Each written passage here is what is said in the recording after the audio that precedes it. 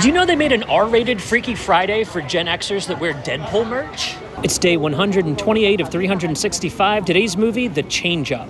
You could change lives with your future self, the one that joined Ticket Stub Movie Club. If you want these daily videos with early access, podcasts that are exclusive, and more, go to patreon.com/ticketstubmovieclub. This one's directed by David Dobkin and stars Jason Bateman, Ryan Reynolds, and Olivia Wilde, which is crazy because we just talked about Green Lantern, Tron Legacy, and Horrible Bosses within the last 2 weeks. These actors were working. Go back and check out those videos if you're interested. This one was on my radar, A, because Jason Bateman is excellent in basically everything he does, B, because Ryan Reynolds was a darling at the time, and C, because the pitch of putting those two together is just perfect. The two of them do comedy very similarly. They're basically doing the same shtick, but for different audiences. One's doing it for young men, and the other one's doing it for dads. This is one of those pitches what if you put Daniel Radcliffe and Elijah Wood into the same movie? I don't care what the premise is, I just want to see that happen. So it was kind of genius to pair these two together in basically a Freaky Friday situation. Revisiting this in 2025, especially after the last video was on Crazy Stupid Love, I love these bro-y rom-coms. They were really trying to make this genre more accessible to men, and these kinds of movies I feel did an exceptionally good job at it. Now, this movie's not without its problems. Its script is very edgy 2011. You're not going to hear a more offensive, racist Ryan Reynolds probably ever in your life, even more so than Deadpool. But if you can ignore those kinds of issues, there's a lot to like here, so let's talk about the 3 things that I liked about The Change Up. The first thing that I really dig about this movie is the way that it stays true to the Freaky Friday setup. Now, in that movie, there's more of an age gap, so the lesson is don't grow up too fast, but also don't be so grown that you forget to have fun and be a kid sometimes. This movie's doing a very similar thing, right? Ryan Reynolds is in Arrested Development. Ha, get the pun, Jason Bateman's here. And he basically hasn't learned how to grow up. He doesn't take himself seriously enough. Jason Bateman's character, on the other hand, takes himself too seriously. This could have been a straight man Abbott and Costello setup, but instead they're both funny and very similar people. That's why we cast these two next to each other, right?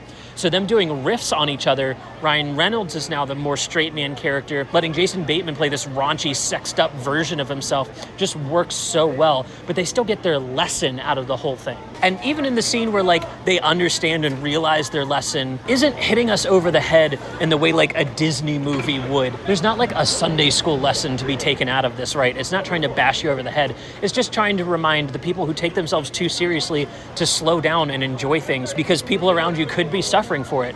And it reminds people that are in Arrested Development to grow the fuck up a little bit, and that it's okay. You won't lose yourself. You'll actually find yourself as you let yourself grow. That's a cool lesson to add into what's otherwise a bro-y rom-com. This movie had the potential to not do any character development at all. These people don't need to grow, and most Ryan Reynolds movies, they don't. So it's kind of crazy that not only do we get to see him grow, but we get to see him play 2 different characters, 2 different sides of the same coin. The second thing that I really loved about this movie was a bit that I totally forgot was in it, and we're gonna call it the Tuesday night bit. This is a thing that Ryan Reynolds' character brings up when they're talking about sex, and I had totally forgotten what the payoff was to this. Tatiana is the name of the woman that's brought up, and he brings up her showing up to his apartment in a tight black dress and them having just crazy intense sex.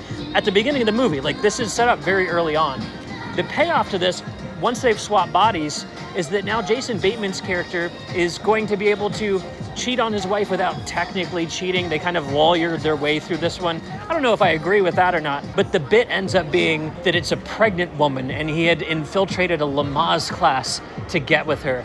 This is so raunchy and wild, and of the era, one of the crazier, more Family Guy things I think I've seen any series do to this point. I love when a movie can take you sideways like that. It's not done up to make her feel ugly or bad or anything. It's just this weird setup and payoff that the audience can't expect.